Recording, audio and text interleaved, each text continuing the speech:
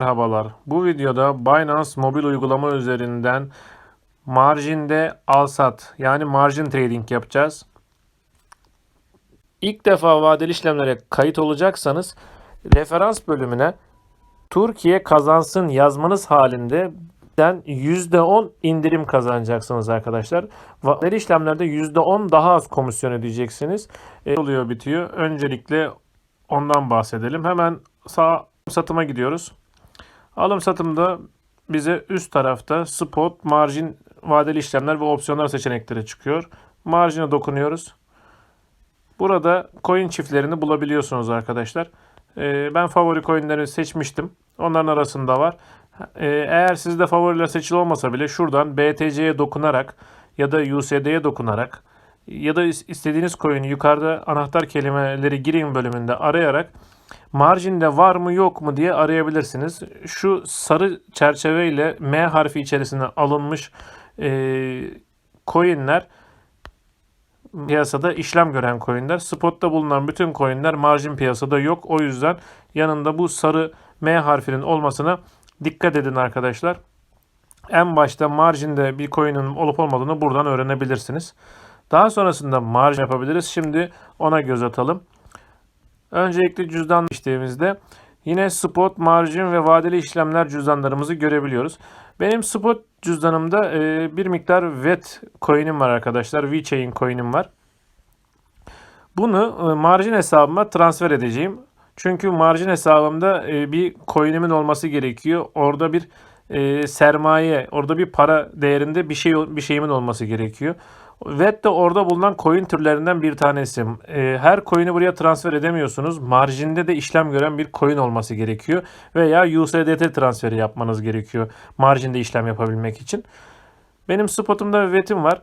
Buradan fonlar kısmından transfer butonuna dokunarak buradan Bitcoin üzerinde yazan yere tıklayarak VET coin'i seçerek transfer yapabiliyoruz arkadaşlar. Ben şu an onayla dediğimde bu hesaptaki spot cüzdanımdaki VET coinlerim marjin hesabıma geçmiş oluyor. Görmüş olduğunuz gibi spot hesabımda şu an için cüzdanımda herhangi bir coin kalmadı. Marjine geçtiğimde buraya yansımış oluyor. Ayrıca şuradaki alım satım bölümündeki şu 3 noktadan da buradaki transfer seçeneğini kullanarak da alım satım bölümünde hızlıca yine marjin hesabınıza coin aktarabilirsiniz. Ben yaklaşık 8.71 USD değerinde VET coin var. Ben burada borç alarak işlem yapabiliyorum. Dan farkı olarak marjin piyasada elimde bulunan ya da bulunmayan bir coin'i al sat yapabiliyorum. Hem alabiliyorum hem satabiliyorum. Çünkü burada borçlanarak işlem yapıyorum. Bunu da size uygulama olarak anlatacağım şimdi. Öncelikle burada kaldıraç ayarı da var arkadaşlar. Onu da bilmeniz gerekiyor. Şu an sağ tarafta 9 yazan çerçeveyle içerisine 3x yazan yeri görüyorsunuz. Oraya dokunduğunuzda burada kaldıraç oranınızı 5x'e kadar yükseltebiliyorsunuz. 5x'e yükselttim mesela ben şu an. Elimde bulunan VET coinleri bozmadan borç alarak işlem yapmaya geçeceğim. İşlem yapmak istediğim coin türü örneğin Bitcoin olsun. Bitcoin'in ben short pozisyon açarak size anlatacağım nasıl işlem yapacağımızı. Öncelikle buradan borç al seçeneğini dokunarak ilerliyoruz. Elimdeki VET değerinin 4 katı kadar bana borç verecek. Bir de VET var. Totalde 5 kat sermayem olmuş oluyor. Total param olmuş oluyor.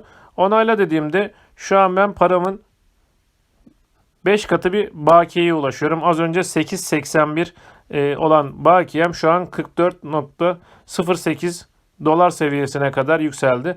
Bunun karşılığında elimde bir miktar VET var.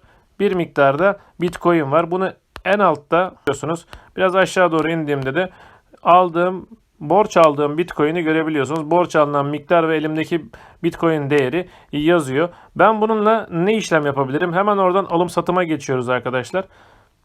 Şu an elimde bölümüne geçtiğimizde yukarıdan marjini seçiyoruz ve elimde bulunan borç aldığım Bitcoin ile ben burada işlem yapabiliyorum. Alım işlemi yapamam. Zaten elimde borç aldığım bir Bitcoin var. Ben o yüzden short pozisyon açabilirim. Sat işlemi yapabilirim elimdeki Bitcoin kadar. Burada şu anki fiyattan Bitcoin shortlayıp, yani satış yapıp, borç aldığım Bitcoin'i satış yapıp daha sonrasında düşüşünden yerine geri koyarak para kazanabilirim arkadaşlar. Diğer BTC çiftlerinde de, marjin piyasada bulunan BTC çiftlerinde de işlem yapabiliyorum. Yine Bitcoin türü olarak bunları da satın alabilirim. Mesela Tron'da Bitcoin, elimde Bitcoin bulunduğu için Tron satın alabiliyorum. Tron'un eğer yükseleceğini düşünüyorsam buradan Tron alarak, daha sonrasında da Tron'un yükselişinden kar ederek onu belirlediğim bir fiyattan satarak geri tekrar borcumu ödeyebiliyorum. Pozisyona ben Bitcoin'i bu seviyeden shortlamak istiyorum. Yani Bitcoin'in düşeceğini düşünüyordum ve Bitcoin'e satış işlemi yapacaktım. Şu an elimdeki tüm parayla Bitcoin'i yaklaşık 7.747 dolar seviyesinden satış işlemi gerçekleştireceğim. Elimdeki Bitcoin'in tamamını satmak istiyorum. Dokunduğum anda şu an fiyat çok yakındı ve gerçekleşti. Ben elimdeki Bitcoin'in tamamını sattım.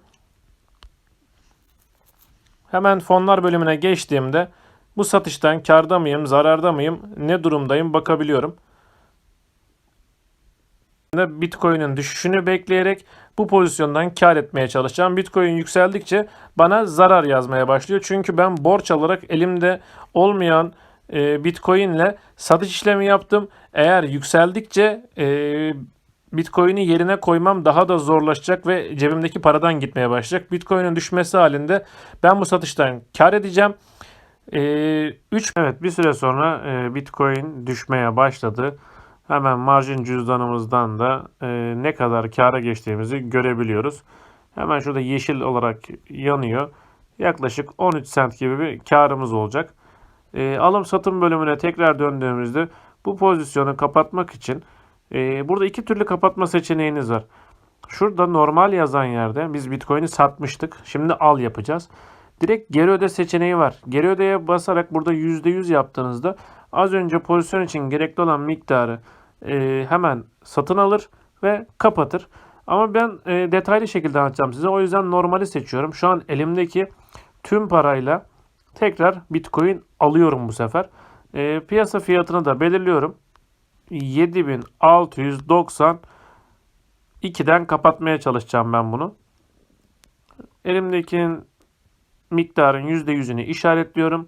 Ben yazarken 6092 civarlarında, şu an seyrediyor 93. Bakalım neler olacak. Evet, emiri koydum arkadaşlar. Gerçekleşmesini bekliyorum. Çok yakın seyrediyor. Muhtemelen birazdan pozisyonumuzu kapatacak. Evet, şu an pozisyon gerçekleşti. Pozisyon kapandı. Şimdi marjin cüzdanımıza geri geldiğimizde burada az önce USDT vardı elimizde. Bitcoin satmıştık. Borç alıp satmıştık. Ve şu an tekrar o Bitcoin'i düşüşünden kar ederek karlı bir şekilde satın aldık ve borcumuzu ödemeye gidiyoruz. Burada geri öde kısmı var. Direkt Bitcoin üzerine tıklayabilirsiniz. Geri ödeye de tıklayabilirsiniz. Geri ödeye tıkladığımızda burada kullanılabilir bakiyemiz ve borç alınan miktarlar yazıyor. Maksimumu seçtiğimde, borcumun tamamını ödemek için dokunduğumda kullanılabilir bakiyemden daha az bir miktar olduğunu görebiliyorsunuz detaylı incelediğinizde. Onayla dediğimde geri ödeme başarılı diyor. Tekrar marjin cüzdanıma döndüğümde, şöyle bir yenilediğimde ben bu işlemden kar ettim. Yaklaşık 9 sent ve elimde kalan Bitcoin miktarı, elimde hiç yoktu buraya geçtiğimde, sadece VET vardı. Şu an elimde artık Bitcoin de oluştu. Bunun değeri de yaklaşık 10 sent civarlarında. Az önce gerçekleştirmiş olduğum işlemlerin geçmişine de buradan bakabiliyorsunuz. Hemen altta teklifler bölümüne tıklayarak alım satım geçmişini de görebiliyorsunuz. 7747'den Bitcoin'i satıp 7692'den alarak yerine koydum. Marjinle ilgili bir önemli bilgilerden bir tanesi de burada faiz ödediğimizi unutmayalım arkadaşlar. Saatlik olarak ödüyoruz. Bir pozisyonu açtığımız anda bir saat dolana kadar hemen ilk faizi bizden alıyor. Ben Bitcoin ile geri ödememi yaparken faiz olarak birikmemişti. Bunun sebebi, ben burada BNB bulundurdum ve benim faizim BNB cinsinden birikti.